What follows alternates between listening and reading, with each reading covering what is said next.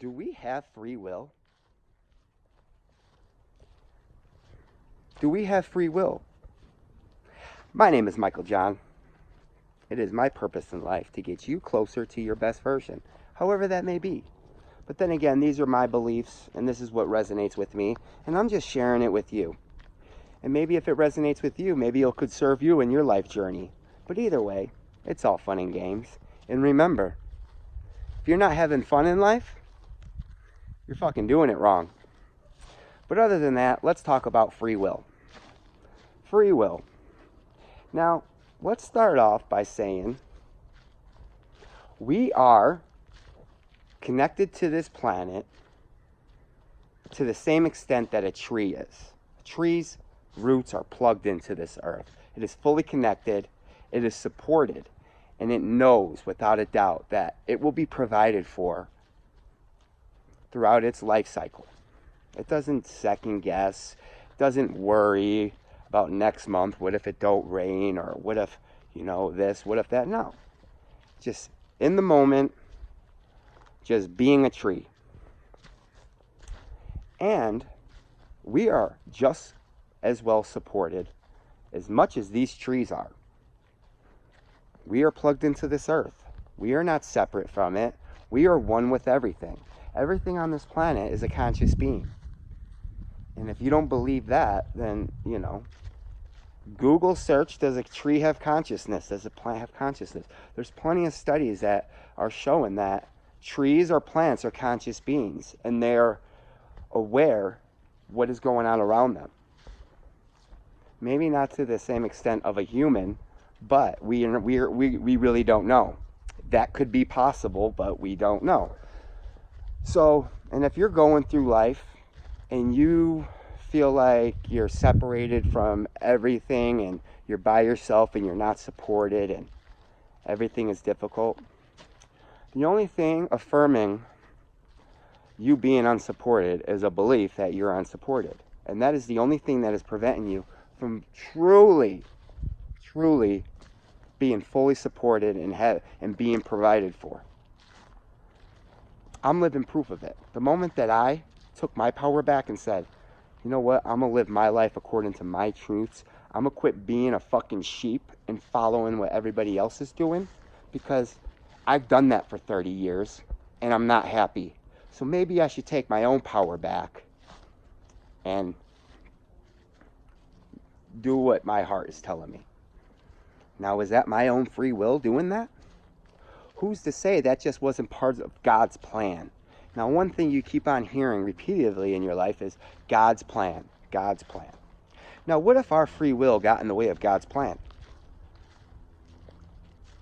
What would be the end result of that? Is God going to compromise his plan just so you could have free will?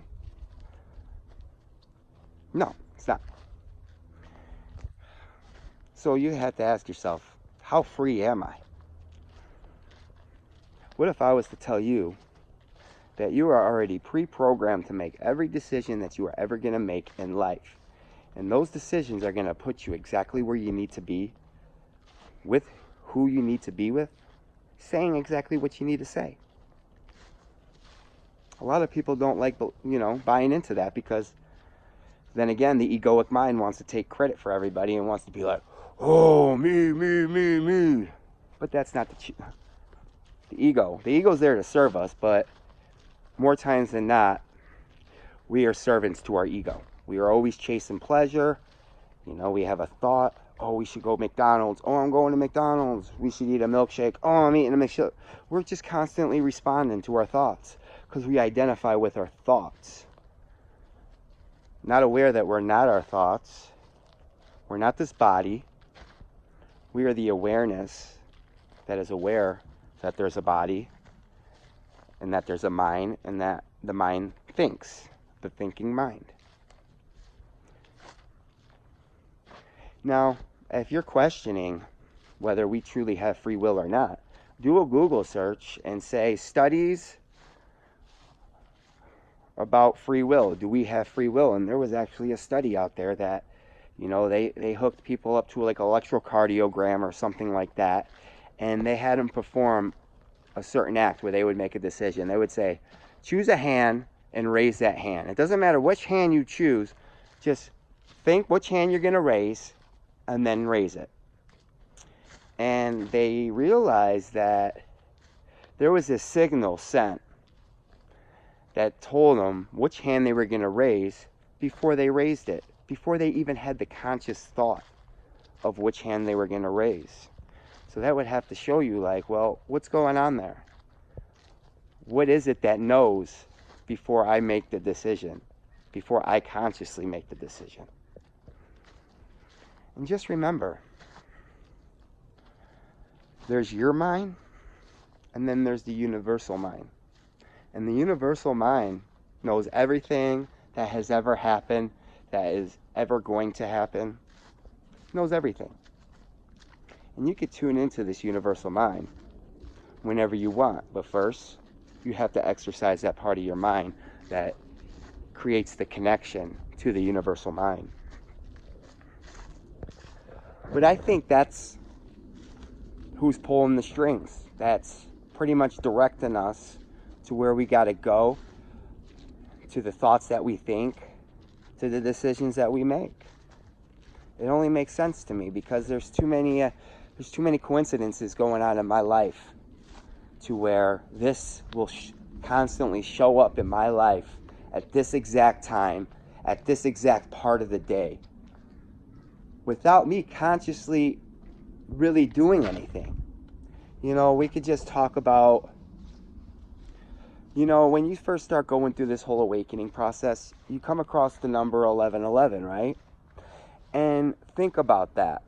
Think about that number and how randomly it has showed up in your life. Like, have you ever just like been doing something? Maybe you were in your room watching TV and then you had this thought, man, I'm thirsty. I need something to drink, or I'm hungry. I need something to eat at that exact moment, and went into the kitchen, forgot why you were in there in the first place, but then your awareness was drawn to the clock and it was 11:11. And you would have to think, how random is that? And what are the odds that at that exact moment, I had a thought that I was thirsty or hungry, and I reacted on it, and then I go to the kitchen, completely forget why I was in there, but then drawn to the clock where it's 11:11. Now this has happened to me. Same example that I'm given, and it gets even weirder. You know, I get to the kitchen and I see 1018, and this number has been following me everywhere. It's my birthday, and had the same thought process. What are the odds of me having this thought that I'm hungry, and I go into the kitchen, forget that I'm there, why I'm there, and I'm drawn and I see 1018 again. And then I'm thinking, that's weird. And I leave the kitchen and I go back in my room with my glass of water, and I'm sitting there and I'm thinking about it. And then all of a sudden I have this thought, like it wasn't even a thought, it was almost like an unconscious reaction where I just pick up my phone and I click the button and the screen pops on. And then again, it's 1018 again, because my kitchen clock was a few minutes slower than my phone. And what are the odds of that? What are the odds of me walking into that kitchen at that exact moment, seeing 1018, and then 5 minutes later just randomly grabbing my phone and clicking the button and it's 1018 again? And this number just continuously follows me everywhere I go, and I'm drawn to it. What are the odds? How could you say that we are in complete control of every decision that we make when unconsciously we make these decisions that put us in these serendipities or synchronicities or coincidences? It's just very odd to me. Very odd. Now, I'm just telling you what resonates with me and what I'm starting to believe and where my life's been going lately, and it's comforting to me because I know whoever's pulling these strings has my highest good in mind. It is the universe wants to bring me in alignment with my best version, with my greatest life. So I am peaceful knowing that as long as I continue to just follow these little intuitive thoughts, I will be exactly where I need to be. And when I question anything, all I'm doing is creating resistance.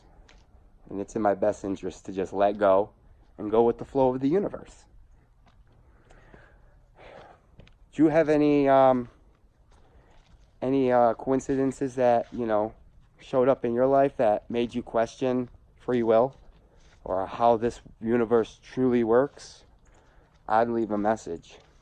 Because I had this mind-blowing realization about, the universal mind. And, we have our own separate mind. But then when we die, for some reason, we are conscious still.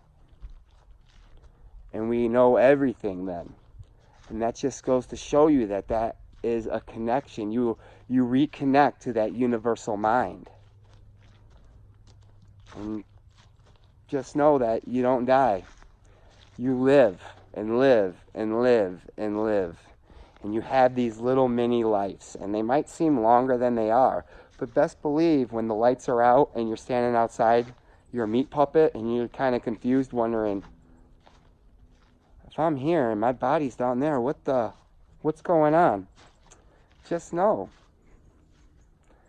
you're going to have a lot of these mini lives, and they're going to seem a lot longer than they are. But once you're standing outside and you are your spirit, it's going to seem like it was a day. It's going to seem like you just left and you're already back.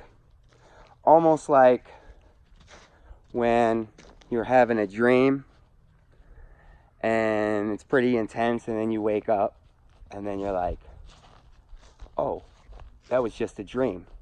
It's going to be the same aspect of that.